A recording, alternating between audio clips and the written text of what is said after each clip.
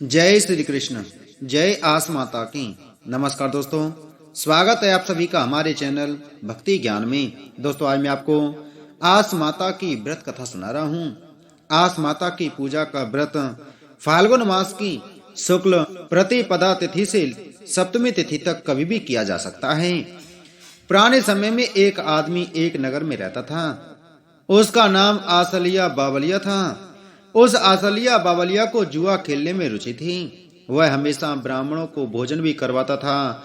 इस तरह जुआ खेलते रहने से और ब्राह्मणों को भोजन करवाते रहने से उसकी भाभियों को यह सब पसंद नहीं था।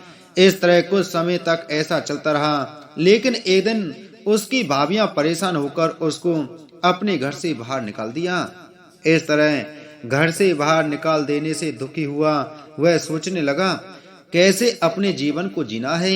इस तरह सोचते विचारते हुए वह घूमते हुए दूसरे नगर में पहुंच गया। वह आस माता का नाम मन में दोहराते हुए एक जगह पर नगर में बैठ गया। उसने आसपास के लोगों के द्वारा नगर में प्रचारित करवा दिया कि एक उच्च कोटि का जुआ खेलने वाला आया है। यह बात उस नगर के राजा के कानों तक पहुंची।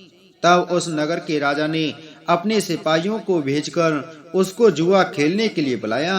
इस तरह आसलिया बावलिया सिपाहियों के साथ नगर के राजा के दरबार में जाता है। राजा को नमस्कार करता है। तब राजा उसका परिचय पूछते हैं। तब वह अपना पूरा परिचय देता है। तब राजा कहते हैं कि तुम अपने आप को उच्च कोटि का जुआरी समझते हो, तो मुझे जुआ में हरा कर दिखाओ। तब आसलिया बावलिया जुआरी बोलता है कि हे राजा जी, आपसे मेरी कहाँ तुलना है। मैं ठहरा एक जुआ खेलने वाला और आप तो इस नगर के स्वामी हैं। मैं जुआ में जीत गया तो मेरे द्वारा जीती गई कोई भी वस्तु वापस नहीं लेना और मेरे प्राणों की सुरक्षा का आप वचन देवें। राजा बोलता है कि हे जुआ खेलने वाले आसलिया बावलिया, तुम जुआ में जीत जाओगे तो तुम्हारे द्वारा जीती गई कोई वस्तु तुमसे वापस नहीं ली जाएगी और तुम्हारे प्राणों को कोई तरह से खतरा नहीं होगा। मैं इस नगर का राजा ईश्वर को साक्षी मानकर वचन देता हूँ। इस तरह के वचन के बाद राजा और आसलिया बावलिया के बीच जुआ कार्यक्रम शुरू हुआ। इस जुआ कार्यक्रम में कभी राजा की बाजी होती तो कभी बावलिया की होती थी।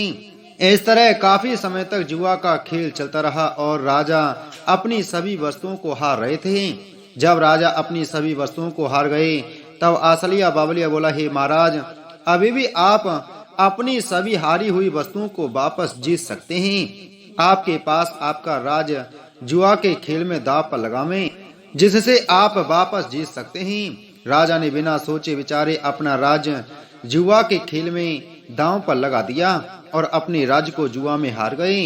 इस तरह वचनबद्ध राजा कुछ नहीं कर सके। अपना राज इस जुआ के खेलने वाले आसलिया बावलिया को देकर नगर को छोड़कर चले गए। आसलिया बावलिया इस तरह खुद उस नगर को जीतकर राजा बन गया। इस तरह आसलिया बावलिया अपने जीते हुए राज्य पर सुख सुविधाओं से जीवन जी रहा था। उस तरफ आसलिया बावलिया के घर पर अकाल पड़ने लगा, जिससे उसके परिवार के लोगों को भोजन की कमी होने लगी। इस तरह उसके परिवार के लोग चिंतित रहने लगे। थोड़े समय के बाद आसलिया बावलिया के परिवार के लोगों का अन्न धन समाप्त हो गया। तब उनको किसी दूसरे नगर के लोग से ज्ञात हुआ कि दूसरे नगर में तुम्हारा भाई पुत्र और तुम्हारा देवर राजा बन गया है और उस नगर में पूरी तरह से खुशहाली है। तुम सब अपने भाई आसलिया बावलिया के पास क्यों नहीं चले जाते हो।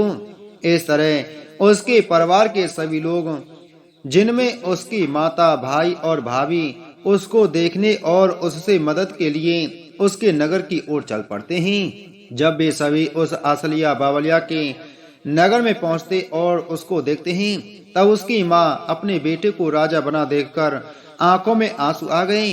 राजा के रूप में आसलिया बावलिया अपनी माता को इस तरह रोते देखकर अपनी माता के चरण को स्पर्श करता है। तब उसकी माता ने उससे कहा कि मैं आस माता के व्रत का उजमना करूंगी। तब सब लोगों ने घर जाकर आस माता व्रत का उजमना किया। जैसे तुमने आसलिया बावलिया को राजपाट दिया, वैसे ही सबकी मनोकामना पूरी करना। बोलो आस माता की जय। आस माता के व्रत की पूजा विधि विधान। फाल्गुन मास की शुक्ल पक्ष की प्रतिपदा तिथि से सप्तमी तिथि के बीच कभी भी व्रत को रख सकते हैं। जो व्रत करने वाले होते हैं वह इन दिनों के बीच में से किसी भी दिन व्रत रख सकते हैं। इस व्रत के दिन कच्चा सूत का 8 धागे वाला डोरा लेना चाहिए, फिर 8 गांठ लगानी चाहिए और उस 8 गांठ वाले धागे को रंग में रंगना चाहिए। लकड़ी की पटरी पर जल का लोटा रखकर लोटे पर स्वास्तिक का चिन्ह बनाना चाहिए। लकड़ी के पाटे पर भी स्वास्तिक का चिन्ह बनाना चाहिए। डोरा और 7 गेहूं हाथ में लेने के बाद कहानी को सुनना चाहिए। कहानी को सुनने के बाद में डोरा और गेहूं के आका वहीं पर चढ़ा देना चाहिए। भगवान सूर्य नारायण देव जी को अर्घ अर्पण करना चाहिए। व्रत करने वालों को एक धान का भोजन करना चाहिए। जब बेटा जन्मे तो लड़के का विवाह होने पर आसमाता व्रत का उद्यापन होता है। उद्यापन में 7-7 पूड़ी और हलवा 7-7 जगह पर निकालते हैं और परिवार के सदस्यों में बांटना चाहिए। बोलो आसमाता की जय।